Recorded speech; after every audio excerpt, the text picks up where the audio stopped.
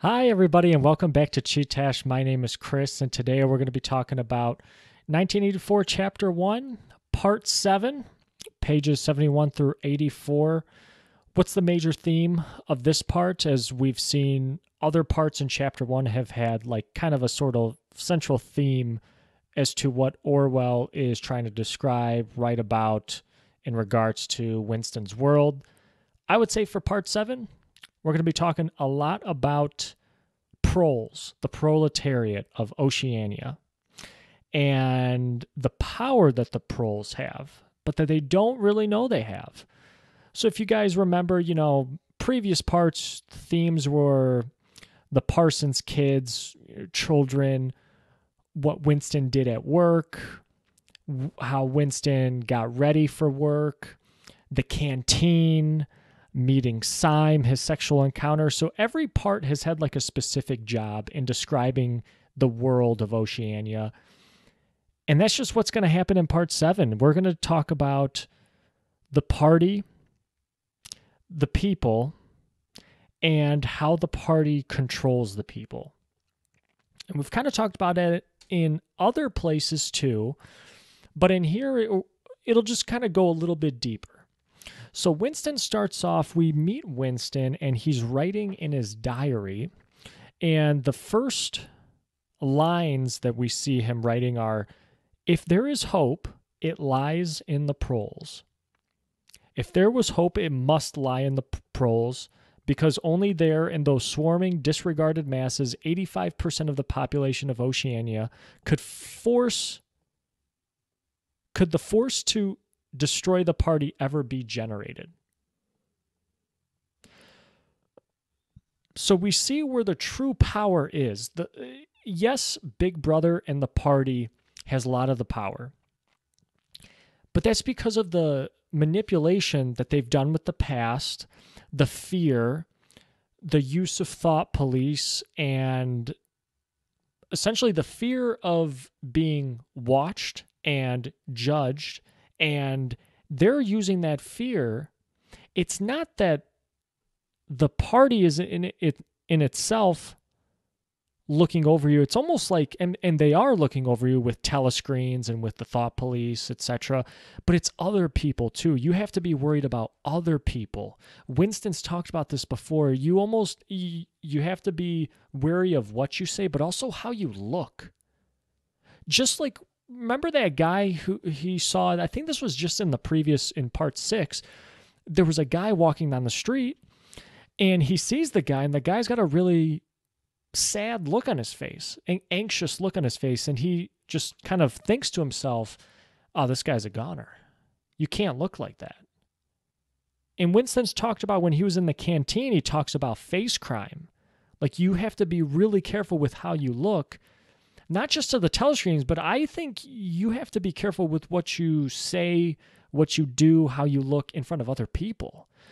Because there's way more of these people, 85%, right, of the population. There's way more of these people that are going to be willing to go to the thought police if you look some type of way, if you say something that's out of the ordinary, like the kids, like the Parsons kids who took down a guy walking in the forest because he was wearing the wrong type of shoes. So that's where the true power lies, in the masses. And that's where they have the ability to take down the party. This is kind of what Winston's talking about in the beginning of part 7. And he also mentions how the downfall of the party would never come from within. So that 15% of the population of Oceania, the party members, it would never come from them. Because I think the party is quick to sniff stuff like that out. And you have guys like O'Brien, who Winston says, hey, he knows O'Brien is thinking the same things that he's thinking, that there's something wrong here. But it's so difficult to approach somebody like that because, well, what if they're not? Then they just give you away. Then the plan's ruined. You probably get killed or executed.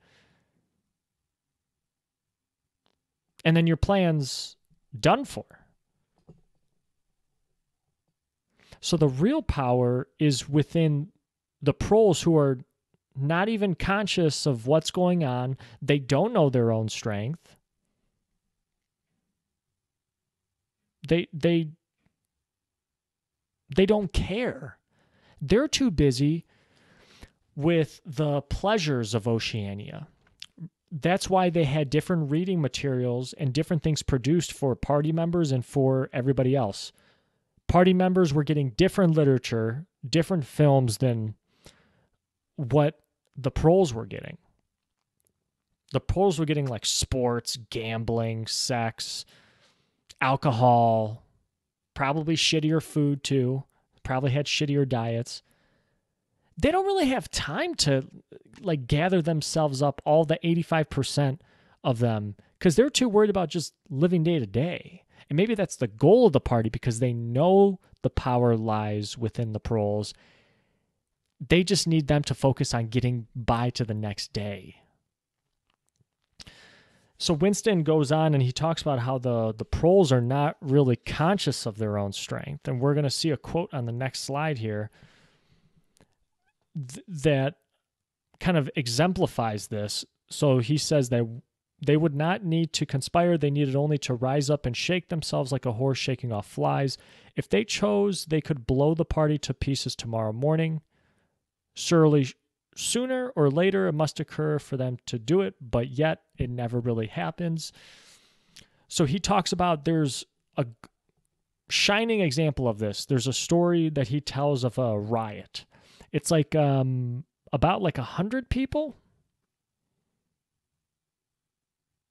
This is on page 72. About 100, 200 people. Hundreds of people shouting. And Winston finally says, "Oh my gosh, this is it. Like a riot's taking place. Things are kicking off. Revolution is about to happen." And no, they're just clamoring for saucepans. This like huge group of women is clamoring for a limited supply of saucepans. And he says, like, "Oh my gosh, it sounded like a frightening power. It sounded something like that was so massive, and yet their energy is being directed to something so trivial as getting the last saucepan that's being sold." Why was it that they could never shout like that about anything that mattered? Well, that's the big question. And Winston has this quote that I believe he's writing down in his diary: "Until they become conscious, they will never rebel. And until after they have rebelled, they cannot become conscious." So how do you ever get a revolution started?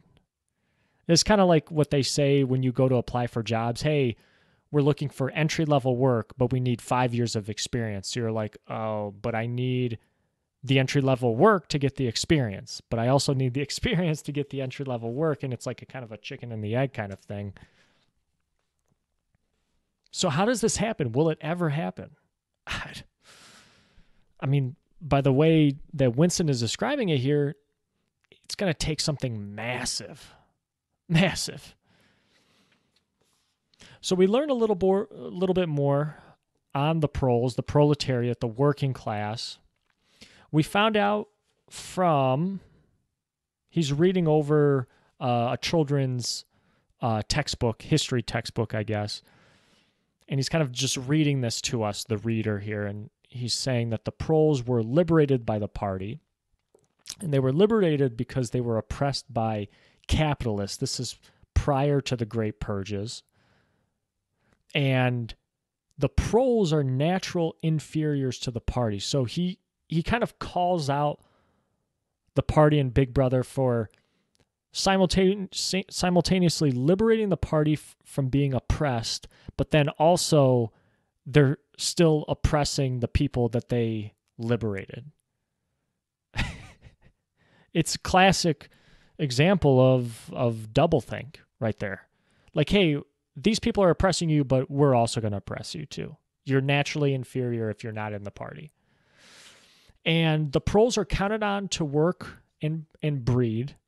And I highlight this because I've touched on this before when actually in the sexual encounter part episode, the last one, on why they almost encourage sex with non-party members. And I think I had mentioned that, hey, they want you to breed more people to work for the party. It's kind of like when Winston's wife, Catherine, like demanded a child. She wanted a child for the party. She actually said that. We needed to procreate for the party. And not in those exact words, but. And look at the next bullet point here. Their minds were filled with work, home, children, films, football, beer, etc., just pleasures. Nothing of substance. They're not thinking about the economy, what's going on in Oceania. No, they're only getting information on what's happening based on what Big Brother is telling them. And they're not really questioning it because their mind is too preoccupied with a whole slew of things just getting by, like I said, getting to the next day, putting food on your table for today, and then all this extracurricular shit that's just trash for your mind. It's not allowing you to think outside the box. And Big Brother, I think, knows how much power is wielded in the Proles because of this fact that they actually send out thought police to roam amongst the Proles and disguise themselves, act kind of as spies, and to just stop any sort of revolutionary talk in its tracks. So you have like a spy who will pretend to be your friend, right? And all of a sudden you have some ideas about Big Brother and, hey, this is all just a complete farce. And now you have this guy who you entrusted. All of a sudden he's a thought police. And then they turn you in and then it squashes any sort of counter-revolutionary talk. The Proles were allowed to have, let me see here. It was not desirable that the Proles should have strong political feelings, but they were allowed to have a primitive patriotism, which I'm sure for the party, it comes in handy as far as waging wars against other countries and getting the whole nation to believe in like that certain cause and maybe get the war bells ringing. Probably brings in more money, allows the party to, what would you say, approve of certain budgets that goes just straight to the party, straight to that military complex. The Proles also can't focus their anger on things that are meaningful. This is something that Winston brings up. And maybe, again, this has to do with all the things that have been preoccupied in their mind. I mean, look at the people at the riot on the last slide. They were pissed off, but they were pissed off because of saucepans. Like, how about get pissed off of the fact that, the chocolate ration, they said that you were going to get a chocolate ration, but now you're not. And then they go back and they revise history so that, well, they never said that you were going to get a chocolate ration. Right. So where the party is not allowed to do certain things, the Proles are allowed to. So Winston mentions how promiscuity heavily, heavily frowned upon. Like, you're not allowed to do that in the party, but the Proles were allowed it. The Proles were allowed divorce. The party, you had to get permission to marry one another. The party, you had to, sex was seen as something disgusting. But with the Proles, it's like, whatever. And I find it interesting, this line here that, as the party slogan put it, Proles and animals are free. But are they really free? Or is the party just putting it in the Proles' head? Are they trying to make the Proles believe, hey, look how good you have it, that you have access to all this stuff, but yet you're still inferior, right? You're still scrounging around day by day. You don't know your past. You're still under control of the party. You can still be arrested by the thought police for saying anything. You're still watched over. But no, you're free. Look at all this stuff you can do, but that the party can't do. It was a very interesting quote. Next slide here. Life under the capitalist rule, horrible, according to the party. Your life is so much better since Big Brother took over. Because look at all the stuff that happened under capitalist rule. Children had to work long hours. Rich men were fat and ugly, terrible to look at. They lived in huge homes. You didn't have the same homes as the rich men. Top hats they wore. That's how you could distinguish rich men. Ugly, fat, and they wore top hats, or stovepipes, I think is one of the words that Winston uses. They owned all the land. They could fire you for whatever reason. Capitalists could sleep with any woman working in one of their factories. It was horrible until Big Brother came and liberated you. How much of this do you think is true? Do you think this is just the party? You know, because again, this is from the party's textbook. Do you think any of this stuff actually happened? Or do you think this is one of those attempts of the party to rectify certain messages and make people believe and be thankful that the party is here? And they're not even going to question their past. Next slide. Page 76. This was an important part of an important section of part 7, because this is where Winston really goes into a deep dive here on what the party's doing, what they hope to achieve. The reality created by the party. The party has created its own history and its own present.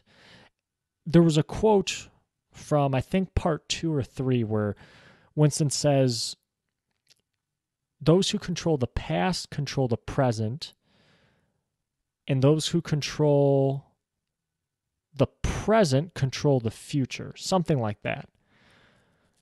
So the party, by controlling the past, saying, hey, this is how oppressed you were in the past by the capitalists. It was a terrible time.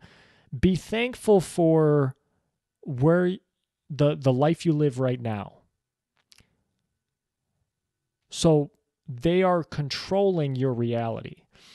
And Winston mentions that he's had this instinctive feeling now, seemingly for a while, that things used to be different.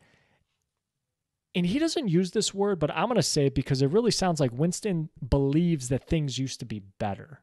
Things were different, and I'm assuming here that Winston is saying, hey, things used to be better.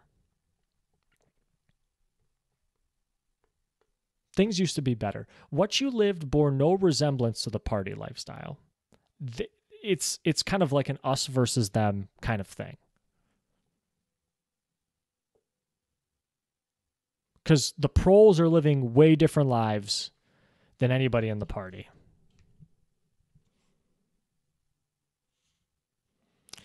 And then there's a quote here. Everything faded into mist. The past was erased. The erasure was forgotten. The lie became truth. This is essentially, he lays out here the game plan that the party has. You erase the past. Whatever you erased is forgotten.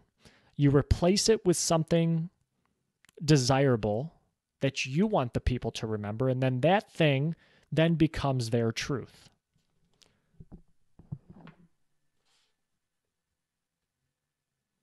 And that's just how it goes. And there's really nothing, not a whole lot you can do about it, because you're living under their umbrella, their reality. So Winston says here on page 76, the ideal setup by the party was something huge, terrible, and glittering, a world of steel and concrete, monstrous machines, terrifying weapons, a nation of warriors and fanatics, perpetually working, fighting, triumphing, persecuting, 300 million people, all with the same face, The reality was decaying, dingy cities where underfed people shuffled to and fro in leaky shoes and patched up 19th century houses that smelt always of cabbage and bad lavatories.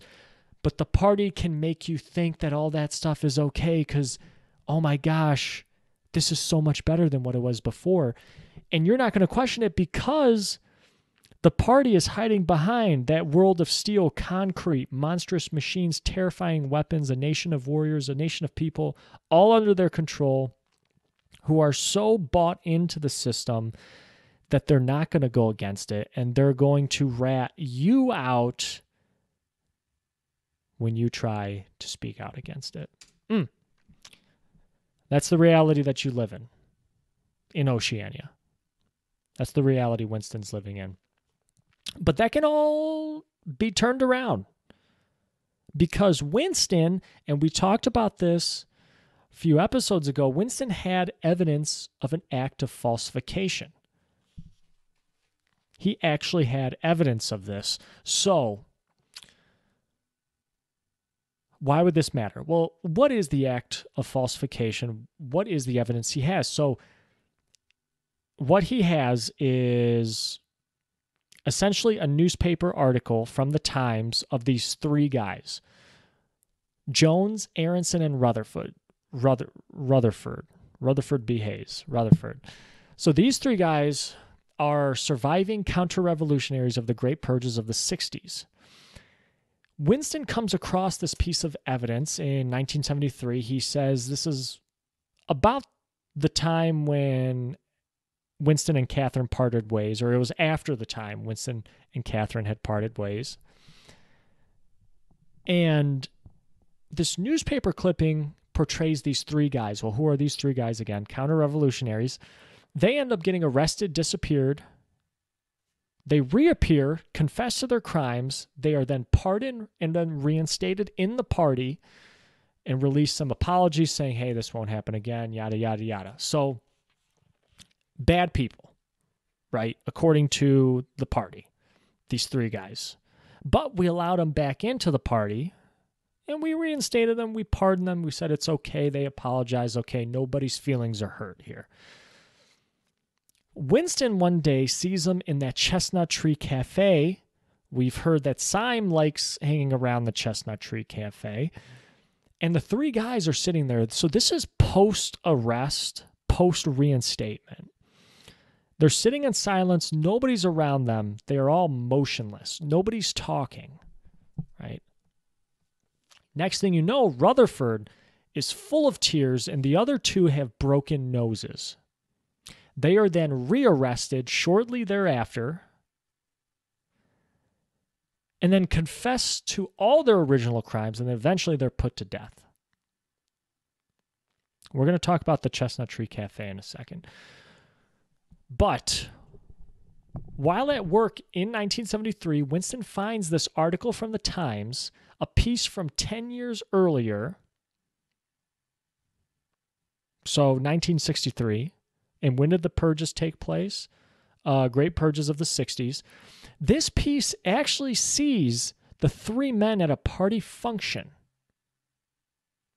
So the three men in the good graces of the party, all the meanwhile these great purges are going on. So what's going on here? Are the men counter-revolutionaries or are they people of the party? What's going on? Because this newspaper article from 10 years earlier has them at a party function. That's what the picture that is taken. So if they're counter-revolutionaries, then why are they at this party function? Function for the party. And the date of that clipping, or whatever it was, article, clipping of the Times, is the date that they confessed to being on Eurasian soil. So obviously, this is not true. Winston finds this actually at work. He's at work, and remember what he does at work. He rectifies messages. He gets them in the tubes. He's got slits in his desk where he's supposed to put the old material into the memory hole and then send in the rectified material to get produced, reproduced, and published again. So this piece is almost kind of like a mistake. It slipped in with others in a pneumatic tube that he was opening at his desk. So it's like, you know, you find a library book and you open it up and there's like some old notes in there, right? That somebody had left in there. So here's a real question.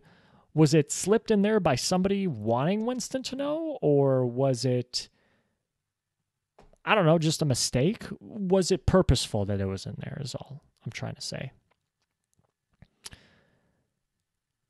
Winston realizes what he has, and he tries to keep it a secret from the telescreens that are all around him. Big Brother is always watching. But seemingly the burden of having this huge piece of evidence maybe becomes too big because he eventually drops it in the memory hole. Shredded, incinerated, doesn't have it anymore. Did it even exist? I don't know. The party's going to tell you that it didn't.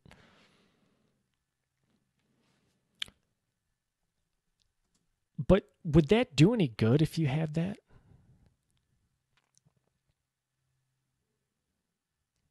Right? What could you do with that? Could you lead a counter-revolution with saying, hey, I have this piece of evidence? Would anybody believe you at that point? It'd be really hard. You would need the right people. Right place, right time, maybe.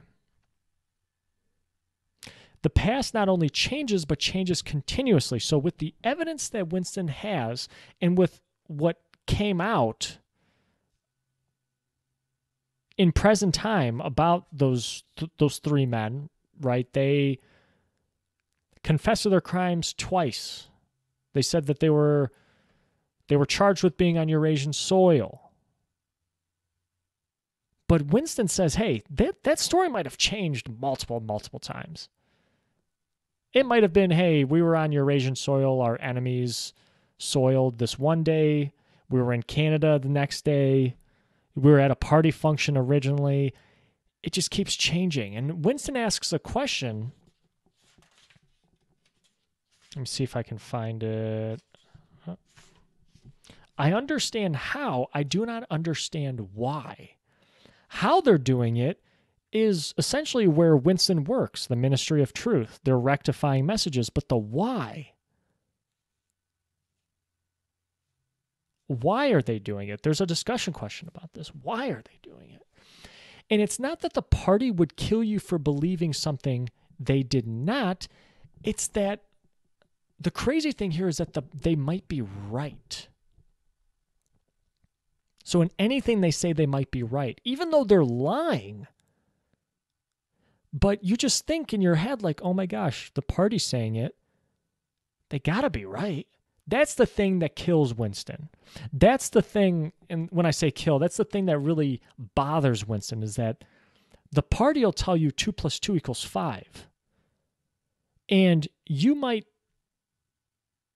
sure, they might throw you in jail for thinking 2 + 2 = 4. But then always in the back of your mind, you're like, oh God, they might be right. That's the really fucked up thing about it. So where's the silver lining here is Winston says, you know what, deep down,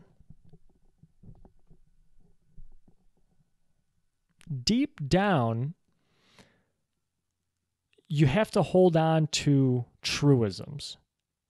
Because there's laws of the universe. There's laws the world has to follow. What goes up must come down, etc. Hang on to those, and then from those you can build a revolution on top of those. Build a dissenting opinion on top of those. Build freedom on top of those. So he ends with a diary entry, this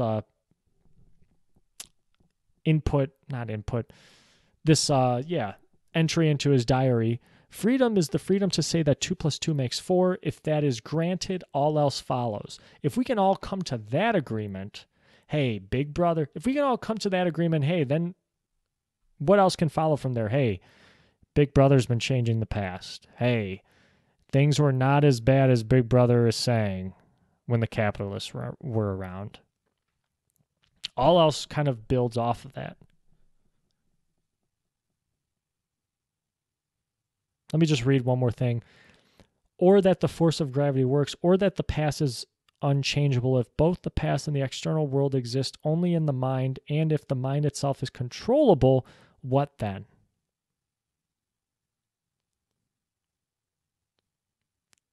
What was terrifying was not that they would kill you for thinking otherwise, but that they might be right. I think that's a good place to end. And of course, we'll have these discussion questions. Take a look at these, guys. I'll post these both in the description and then I'll pin them in the comments. But yeah, just 3 this week. Why do you think the party places restrictions on its members? Is more relaxed with the Proles? Try to answer Winston's question on the party's manipulation of the past. How and why would they do that? And do you think it would do any good if you came across the evidence of the 3 gentlemen in the Times like Winston did? Would it make any difference in overthrowing the party? Let me know what you think. My responses to these will be, again, on Chee-Tash.ghost.io. On the blog, there'll be a link in the description for that as well. Guys, thank you very much for listening this far. Next week, we'll have part 8, which is actually the last part of chapter 1. So we'll do that. And it's Christmas in a couple days. Merry Christmas. I'll see you guys next week. Thank you guys so much for listening. My name is Chris. This has been Chee-Tash. Take care.